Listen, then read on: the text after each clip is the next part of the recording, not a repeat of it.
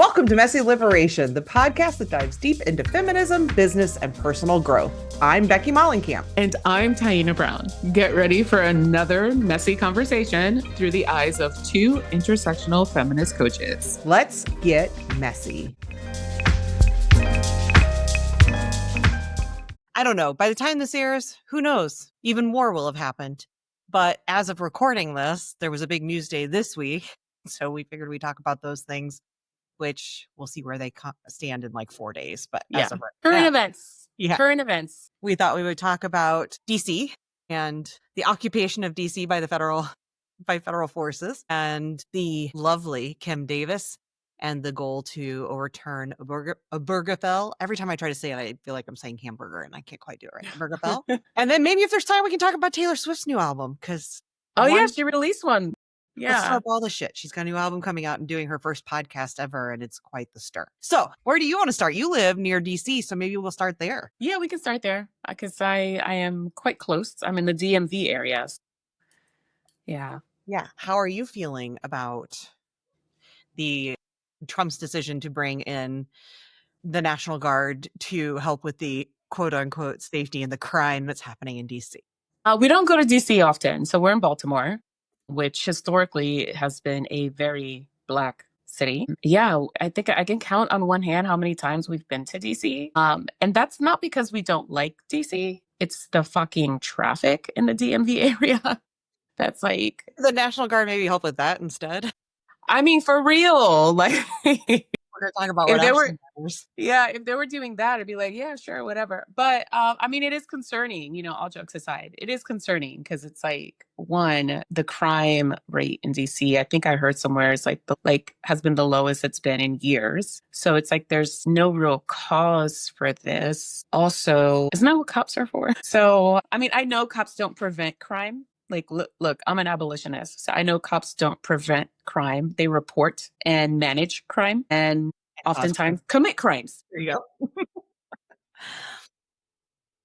But we have forces. We have the forces. Has its own forces with its own system for managing those forces as they see fit. And from the party that talks about states' rights, although there is that extra factor of DC not being a state and not being allowed statehood despite years and years, decades and decades of advocating for it.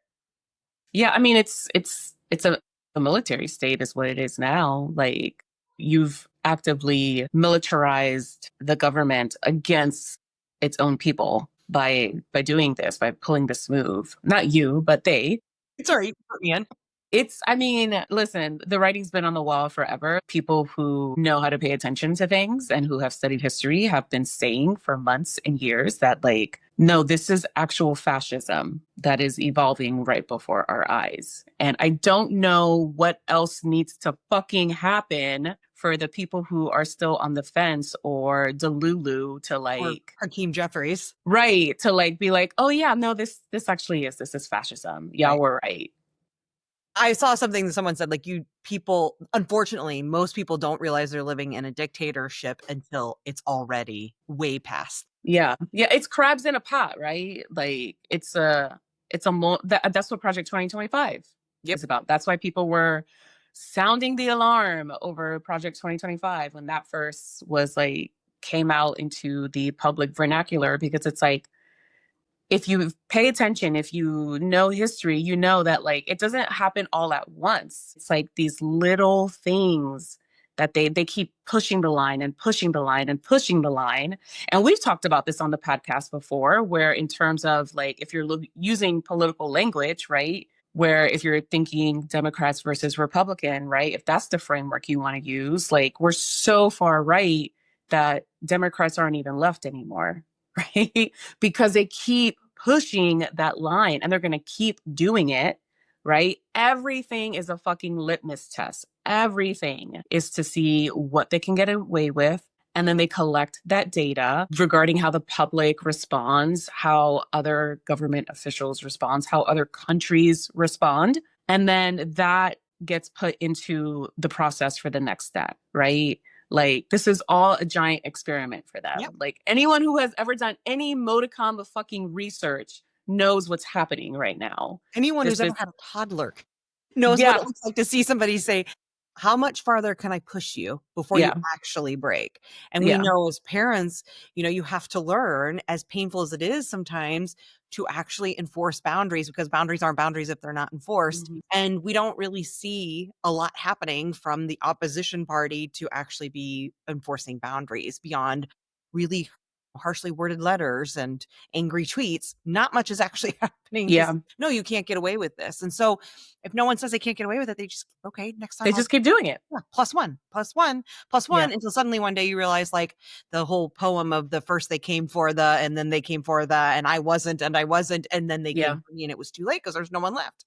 And that's what's continuing to happen. Before we move on to a related thing, which is Obergefell, which is part of Project 2025. On the DC front, his announcement was full of dog whistles. The whole thing is a big dog whistle, right? I refuse to listen to it. I didn't either, but the pieces I saw, like, in my social media feed, I think he used a lot of words that are like thugs and whatever, right? Talking about pulling all the Reagan stunts, basically. Right, all the things, the reasons why this is so needed. And I saw an image where he was saying it's because of crime while they were live fact checking him on whatever network it was. But even the live fact checking isn't enough, right? We need more than just like here's a little graphic saying why he's wrong about the stats. There needs to be bigger pushback. But in fact, DC's crime rate is down 30% year over year. It's been going on a continued decline for years now, 30% less than just the year before, and has been on a decline steadily for years and years. Was once, yes, the highest per capita, not just in sheer numbers, but per capita murder rate or violent crime rate. It is no longer. It is now fourth. The city that is number one is my city, St. Louis, right here in Missouri. Right? We actually have the highest per capita violent crime rate. There's no National Guard forces showing up here yet. May change, but we are a red led state, right? We have a Republican governor. That's a key difference between where I live and there. Also, our state voted overwhelmingly for Trump, which is very different than what happened in DC. DC is 43, I think I looked up 44, something like that, percent Black, which is a much higher percent than most cities by an average number. So it's an overwhelmingly Black city. But the stats, there's no stats to bear out what he's talking about with safety. It's just not truthful. Yeah. It's because Big Balls got carjacked. We don't even know by who, or perhaps was he really? Anyway. And so because it's someone he knows, Elon's little minion, now we have to have the National Guard there, right? Like, in his mind, that justifies it because he can only see what happens in his little sphere, and facts don't matter to him. No, you can tell them all the facts you want. And this is what I see so often with white men in general and white women, where it's like, you can tell the truth. You can show numbers and facts. And and it's not just MAGA people. When it doesn't work with my own narrative, I refuse to believe it because in my experience, I saw this happen. I have one friend who was beat up by, a Black person. So it doesn't matter what you tell me. This is my experience. So that's what's real. Yeah. And this is just all part of that same problem. Yeah. That's that willful ignorance, right? I think, I haven't read Project 2025 and I haven't done a lot of research on it. I don't know if this was part of Project 2025. I don't know if it was explicitly like DC mentioned, but it's very much in line with the mission to militarize the government and to reduce the likelihood of fair outcomes with elections. Because people aren't going to turn up to vote when they're afraid. Yeah. Yeah. And that's what this is about. It's about striking fear in areas where there's larger populations of people who don't look like Trump. Yeah. Yeah. As someone who is like really strategy minded, this, again, like, regardless if this was like officially and like explicitly part of 2025, like, this administration is going to use every opportunity to weave that into their strategy, right? So they're obviously going full steam ahead with Project 2025. Anything that happens outside of that they can take advantage of and manipulate to become part of their plan, part of their project, they're going to do it. And here's what I think is going to happen, right? Like, they are militarizing the government in DC. Then they're going to take credit for that reduction in crime rates. It was already there. Yeah. That was already there. We'll love to do that. And they're going to say, oh, it's because we brought in the National Guard. And then that's going to become a template for other cities. Like, that's where this is going. And you're going to see it in majority Democrat, majority minority cities. Yeah. Right. And is going to create fear that will keep people from showing up on election day. Mm-hmm. As that continues to increase and that presence gets bigger, and especially as it's also coinciding with ICE and rounding people up whose Yeah. skin color isn't white, regardless of their immigration status, Yeah. shipping them off. And we're seeing that happening again and again and again. And where you have the real thugs are these people who can't even show their face, who are Yeah. rounding people up. When you have those two things happening simultaneously, people are going to stay home. They're not going to vote. And we can't I don't know that I feel like I can trust the election results as it is anyway, but Yeah. certainly that's going to start to skew votes because the goal is to drive down the numbers in the areas that have historically voted against Republicans. Yeah. Then try to do what they can to drive up those numbers in other areas, but especially as they're noticing his own approval rate amongst independents and even in the Republican Party, although less so. But as those approval rates go down, they have to do something, right? To keep the other vote from showing up. Yeah. And they've been actively trying to do away with mail-in voting, Well, like over the Court's past few years. Yeah, and the Supreme Court's going to be hearing a challenge to the Voting Rights Act this year. And how do we think that's going to go? Yeah. So when we say everything is connected, this is what we fucking mean. Like they are leveraging every part of daily life for people who live in this country to get to the one goal, which is total control over everyday life for people who live in this country. And speaking of Project 2025, which was authored by the Heritage Foundation, for people who don't know, just so you know how intertwined all of this is, Bureau of Labor Statistics recently last month came out with a jobs report that Trump didn't like because jobs were down, job hirings were down. He fired the head of that department rather than just saying, let's work to get those numbers up. He fired the guy saying it was because of him and that it wasn't real. He loves that. And guess who got hired for that job? The person who runs the Heritage Foundation, right? So all these things are so linked together. I hate it here. I so hate it here. It is a horrible timeline that we are living in and a horrible. And people wonder, like, it's interesting because we've taken down our American flag in front of our home. We've flown one since we moved in here because there was a flagpole here and I like to fly my pride flag. And my husband and I, for a while, we sort of felt like, okay, it's a flagpole. We should have the American flag and then we'll put the pride flag because it felt like respectful, appropriate, the way to handle having a flagpole, like the etiquette, I guess. But this year I'm like, I'm done flying it because I can't say that I've ever had a lot of American pride, but I have always had some amount of reverence for the flag. And there are parts about, the freedoms that some of us have and to varying degrees. The ideas, right? The ideas. Yeah. But I'm like, I am embarrassed. I'm embarrassed to be an American. I'm afraid of being an American. I'm embarrassed of it. And I'm not going to put a flag out that represents that. And I get there are people who are like, yeah, but we need to show them that we're Americans too and whatever. And I think that's fine for people who feel that way. But y'all can have that shit. I don't want it. Right. If I was going to fly it, it would have to be upside down and my husband won't go for that. So I think we just won't be putting it up. Yeah. If there were, maybe this should be the next thing in your product line, Becky, but like a flag that says "Do not obey in advance." Oh, there you go. Because we have like a little like flagpole in like our little front porch, but we've never put anything on there because I'm just like, I'm not flying that flag. Well, I put my pride flag because I definitely want, like, this has been a thing people have been talking about on social media. Do you feel more, where do you feel more safe? In an area where there's lots of pride flags or where there's lots of American flags? And obviously I feel far more safe when I'm in an area with more pride flags, when I'm driving around and I see those kinds of flags or the, Black Lives Matter signs or, in this house, we believe in science and blah, blah, blah. Those things are indicators to me that I do feel some amount of safety, like that. Yeah. I can let my guard down, that mask down just a little, right? Yeah. And just feel some tension leave my body. And I want to be a part of creating that for my neighbors as well. So I do love flying that flag, but not the American flag because it's, this timeline, this reality it's hard. It's so hard. It does not, the flag, I feel like the flag represents, right, through its origins, like these ideals that this country was founded on. And we are so far from that. Yeah. In some ways. In other ways, not so much. Yeah, right? Exactly. Like the whole slavery thing. That whole thing. Yeah. Yeah. But I get it. Because the more I have unlearned and learned, the more I'm like, I can't really say that I can now retrospectively ever say that the flag represent anything. But anyway. Yeah. Let's talk, because the Supreme Court, again, is going to be hearing about Voting Rights Act this year. That's very scary. and part of Project 25. And likewise, part of Project 2025 has been the goal to get Obergefell overturned, which is obviously was it 2015? The marriage equality.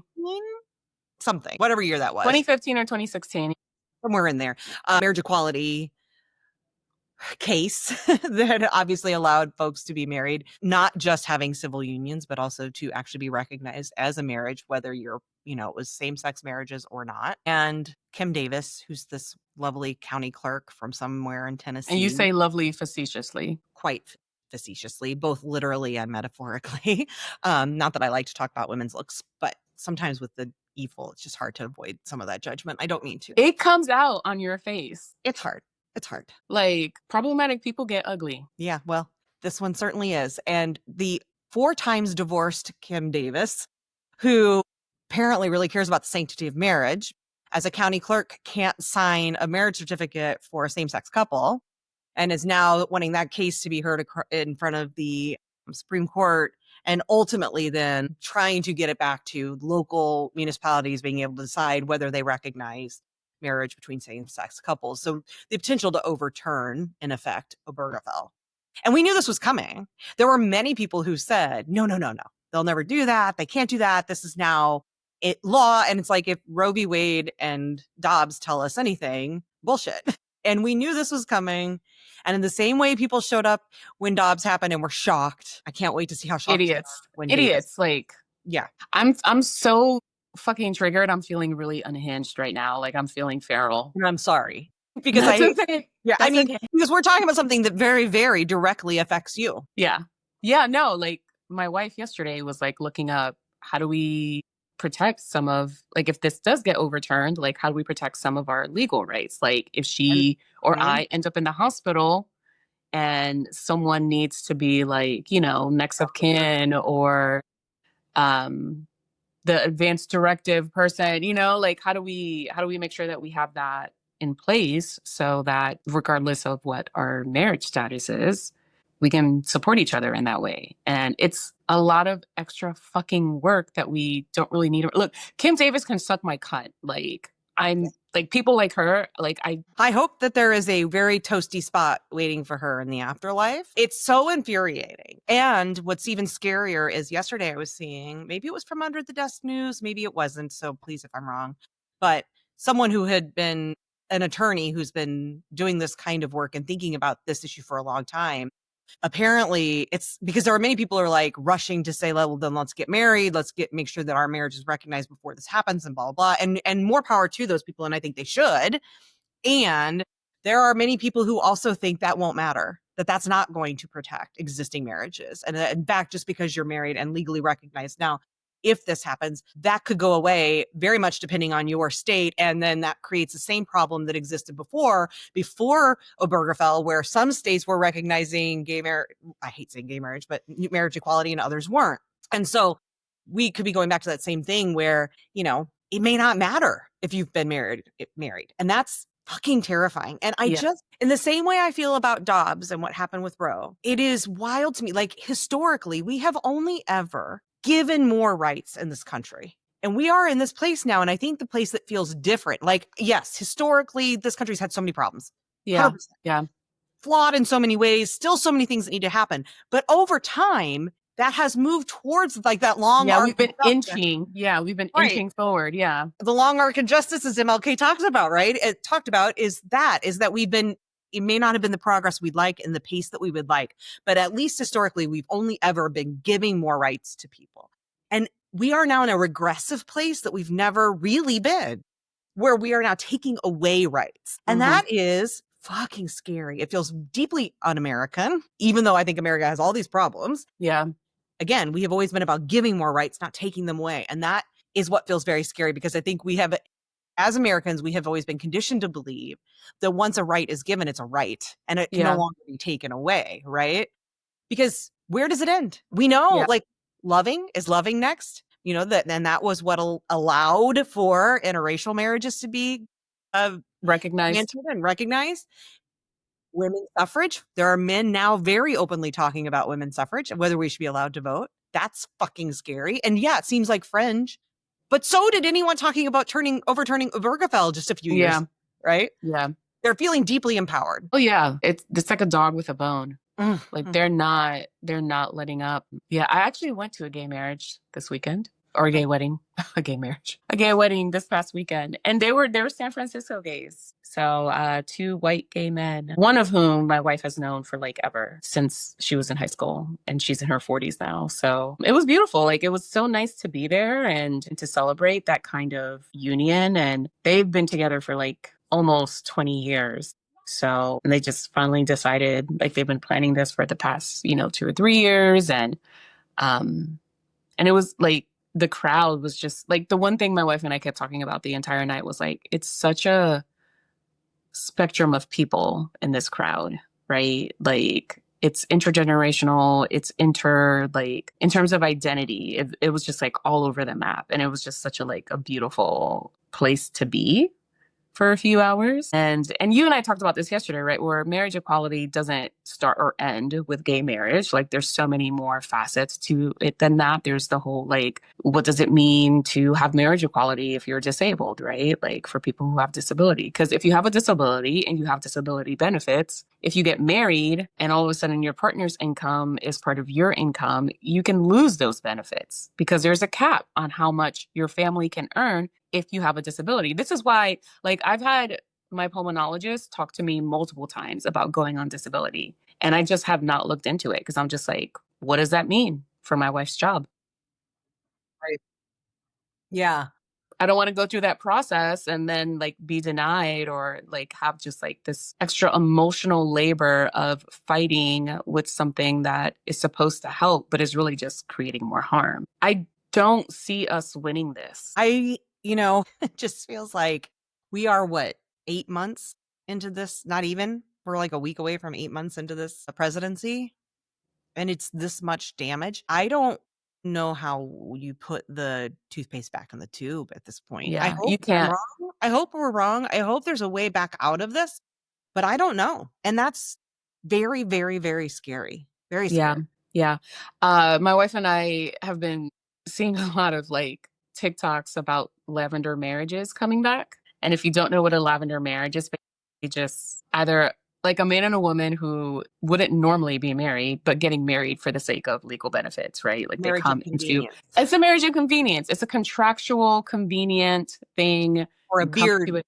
a beard marriage. Yeah, or a beard marriage, right? And, it's scary. It's scary to think about the times that we're living in, but I think it's important to remember that like these are some of the things that we've come from, and there are ways that people have managed before us. And so, how do we tap into some of that in a way that feels more relevant to the kind of world that we live in today? So if you have to get a lavender marriage, fucking get a lavender marriage. Like, if that's what you need to survive, then fucking do it. Like Yeah. I'm half joking when I say we need more single male friends, me and my wife, in case we need to fucking marry them. Gay couples are going to have to partner up with lesbian couples to like figure Yeah. all that math out. Yeah. And this is the same stuff that gets back into like everything around gender and sexuality is so not binary. And they want to force things into a binary box that it can't exist inside of, because I've seen people talking about like, okay, so what's going to happen with trans married couples, or like a couple where one person is trans and one isn't, and one's either present now is a trans man with a woman. Are those marriages still going to be allowed or not? Yeah. Right? Or what happens with, they don't like trans folks, so does the trans woman who's married to a woman, technically a same-sex marriage, right? Yeah. Or in fact a same-sex marriage, but how does that go under these new definitions, right? Like none of it actually stands up to any amount of scrutiny beyond you don't like it, you're uncomfortable with it, or it's something to do with your religion. That's not mine. And that's not what this country is about, in theory. Yeah. There's just nothing about it that actually makes sense, stands water. And yet here we are with the Supreme Court that's going to continue, it seems, to rule in these ways and say, yeah, we're perfectly fine with taking away rights. And I can't wait to watch Clarence Thomas rule, strike his own interracial marriage. Yeah. And I could see him doing it. Yeah. Yeah. Which is fucking unreal. He's a fucking dick. Yeah. He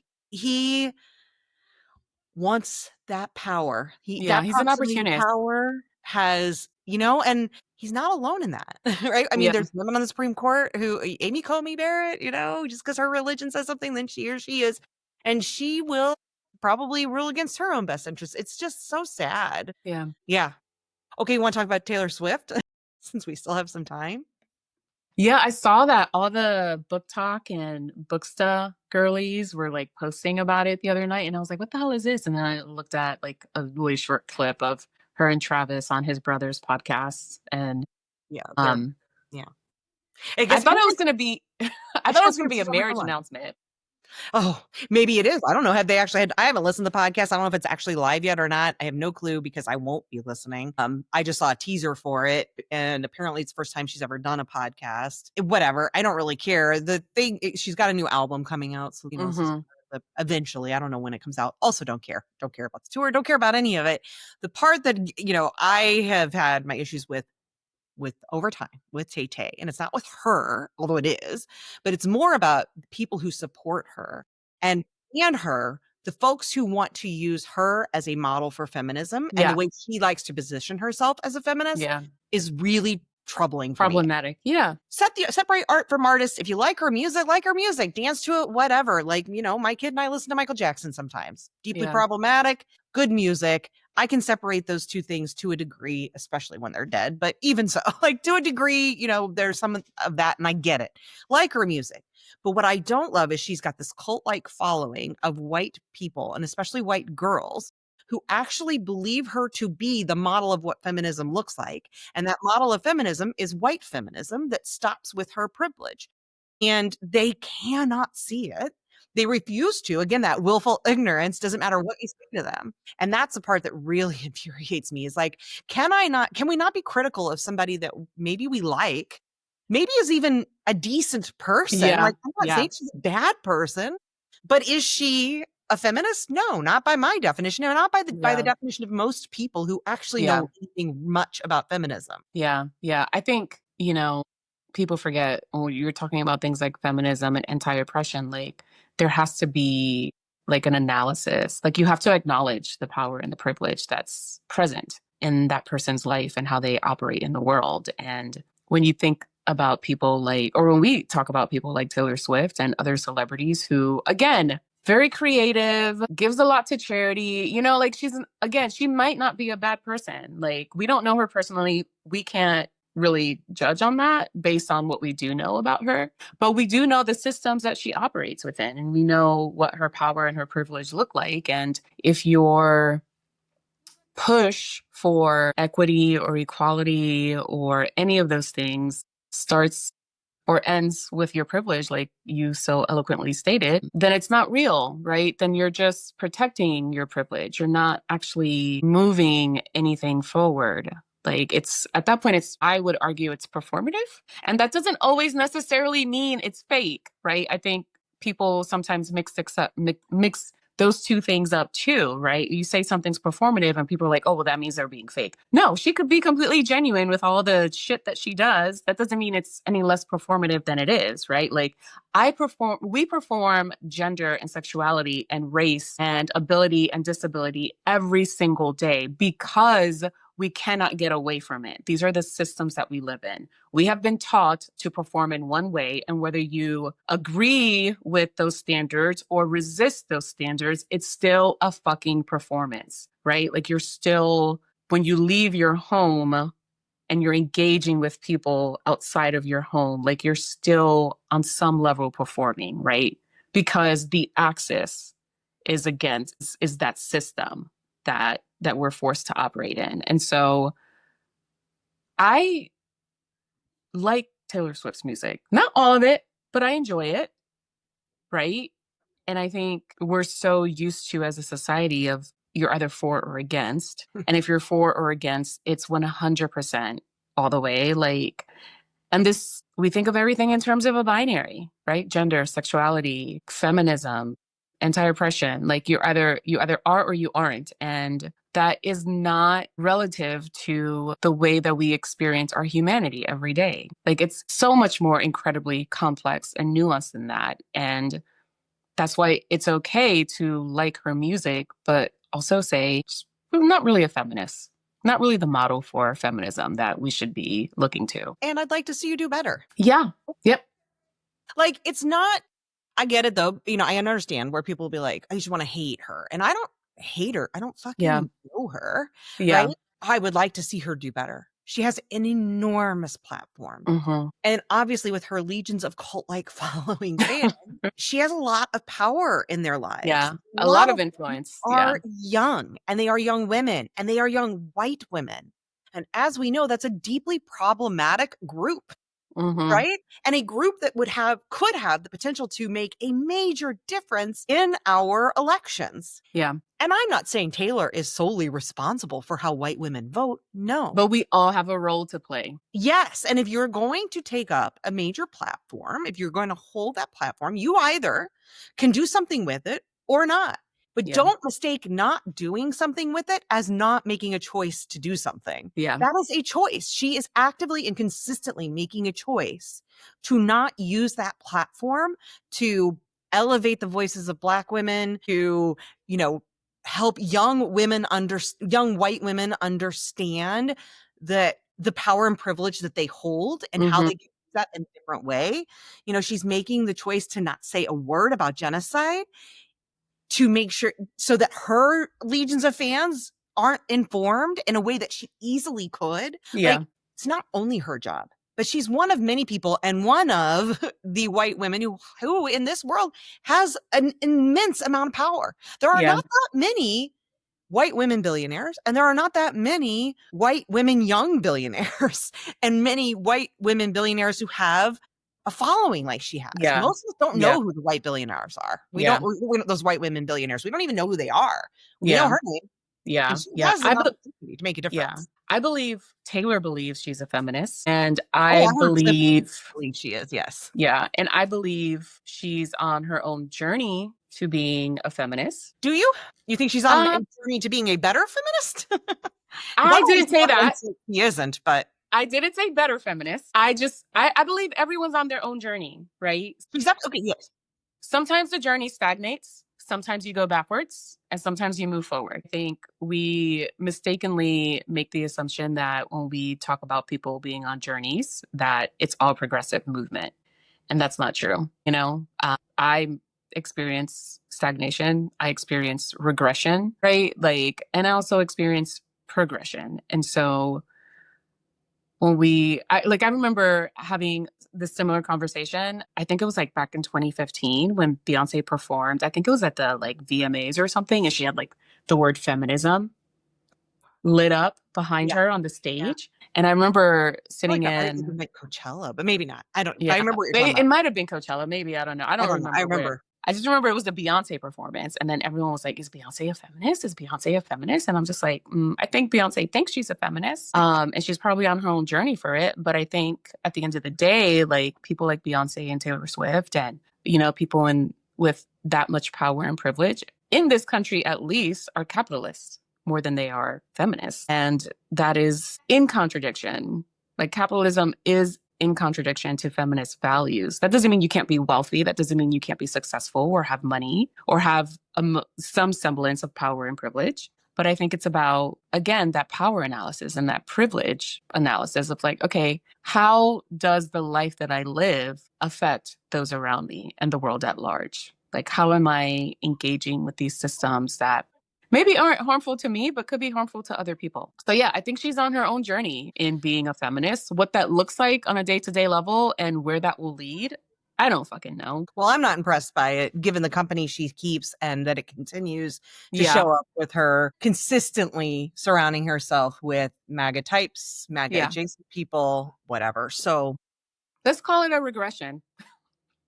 I would say her journey is not, it is at best stagnant, if not the opposite direction. But then again, I mean, there's been evidence over and over again that it's really never been much of a journey beyond the one thing that people love to keep showing, where she was like, through so much consternation, finally decided to come out against Trump years ago or whatever, that documentary, that it took that much efforting for that to even be a thing says a lot. Yeah. So, and again, it's like, I don't really care. I don't really care about Taylor's, like, whatever. I also think it brings up a whole lot of stuff around where we are with celebrity culture and we're idol worshiping and things, and who are we like giving so much of our attention to? But yeah. bigger And issues. Yeah, go ahead. no, I was gonna say, here's another thing I'll say about that, right? Because I think some people might make the argument, well, it's kind of unfair to hold hers to such a high standard. I don't think that that's a reliable argument, because I think the more power and privilege you have, the more you should be doing, right? Because the more power and privilege you have, regardless of what your intentions are, your impact increases, right? Like if this were my fucking next door neighbor who was like cute little white girl, creative, dating a football player who has MAGA family, and after months of conversations, she finally came to me and was like, you're right, Trump is awful, right? Like, I wouldn't bat an eye to that, right? But my cute little neighbor in this scenario does not have the same power and privilege that someone like Taylor Swift does. Therefore, the impact of her choices and the impact of what she says and does in the public sphere is almost inconsequential compared to someone like Taylor Swift. Someone who's in the public eye, right? Who has a lot of impact, the responsibility is directly proportional to the amount of impact and influence that you have over people. And so People it's online, not unfair. yeah, well, when you criticize her, people online like to come back with, what do you do? What are you doing? She does more than you. And it's like, yeah. Because she has more fucking money. Of course, I can't give what she gives. You're right. But I bet as a percentage of my income, I It's probably give higher. more. Yeah. Yeah. Because we know on a whole that people with less money actually give more as a percentage of their income than wealthy people do. And I love to remind people too, by the way, all those things that you give as examples are either tax write-offs or tax reduction, like the bonus that she's giving to her. Because it's work stuff, so you can. It's all part of her corporation. Exactly. Yeah. I'm like, yeah, I mean, it's great. Again, it's like, yeah, do those things, but those are not things that show. People who give money to charity does not mean that you're a feminist. Yeah. The right gives lots of money to charity. That doesn't make them feminists either. It's like you can be a good person and still not be a good example of feminism. Yeah. That's it. Right? Like, it doesn't seem that hard to me. And I like what you said, because was it Yoda? I don't remember who, but with great power comes great responsibility. No, that was Uncle. Oh, I forgot his name in Spider-Man. Spider-Man. There you go. Peter's uncle. Or maybe it was Yoda as well. No, I think you're right. I think it's Spider-Man. Absolutely. With great power comes great responsibility. And that's exactly it. And again, you can make a choice that with all that power that you say, I don't want to do these things. But I think it's so important that we continue to point out that that is still a choice. Yeah. That is still the choice then that you've made. So don't act like the people it's who not say neutral. Political, that is still a choice. And that is still a political act. Even if you don't want to see it that way, it is. Your refusal to participate in politics is a political choice and a political act, because it means there's power and privilege inside of that, which is political. So well, you can't escape the systems. No. You cannot remain neutral in a system that is inescapable. So whatever choice you make or don't make, there's impact there, like you said. Yeah, I saw somebody on LinkedIn today who said things I don't want to see in my LinkedIn feed, and number one was politics. And I was like, get the fuck off LinkedIn then. Get off of everything is political. What do you think hiring is, and pay rates, and who gets a voice at the table and who does? Yeah. Literally everything about business is political. Fucking idiots, man. My patience level is incredibly low today. Me too, which is not great, because I've been very active on Threads in the last 48 hours, and I shouldn't be, probably, because I am also very activated right now. Certainly not for the same reasons as you, but I'm feeling also very activated, and which means I get a bit combative. And then of course there's people, I had one woman who's like, on this whole Taylor Swift thing, pushing back and being like, it's like you're not even open for debate. I don't even know why you have people follow you or whatever. And I was like, friend, you just walked into my house. Right. I didn't actually even ask you in. You just came in, and that's fine. Also, you're not like begging people to follow you. The door's open, so sure, you walked in, and that's okay. But don't forget, you're in my house right now, right? And if you want to stay here, cool. But if you don't, you can leave. And I'm not required to give you a debate. Any explanation. I'm not required to give you reasons. I'm not required to give you a fucking smile. I am not here to do what you want. You came into my space, and that's okay, but we play by my rules here. And if you don't like them, you can see yourself out, which she did. But I think she was shocked, because I also don't think people are used to seeing women say, I I'm not here to make you comfortable. Yeah. And I don't have to perform in the way you want me to. I don't have to be nice. Yeah. Like, I have people who will often do that to me on social media and be like, you're not being very nice. And it's like, yeah. I don't owe you. I don't know Yeah, you. I'm not gonna know you. And I owe you nice. Tap dance around your feelings. And of course, it's mostly white women or white men that do that.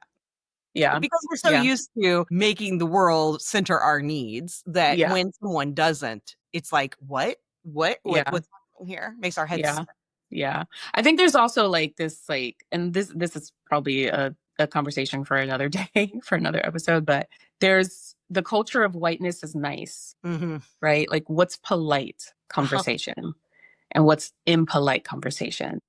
You don't rock the boat and you just look the other way and it's none of your business, and you smile and you keep your voice low and you temper yourself, right? I think that's a really big part of white culture. And so when white people see, they might expect it from people who are not white, but then when they see other white people not engaging in that, they're just like, whoa, wait, what?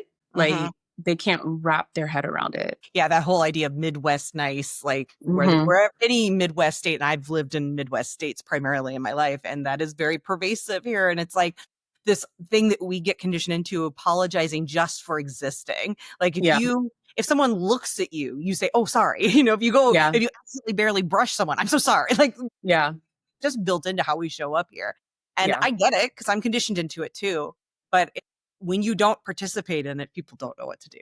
We could talk about that. All right. Well, we should wrap this one up, huh? Yeah, we should. I just want to say this was a heated episode. We're all fucking dysregulated. So if you're listening or watching, make sure you take some time out today to regulate your nervous system, to, manage the triggers, go for a walk, get some sunshine, play with your dog, cuddle with your loved ones, read a book, get in your garden, do a creative project, take a nap, eat a good meal, whatever you need to do just to like manage the triggers. What are you going to do?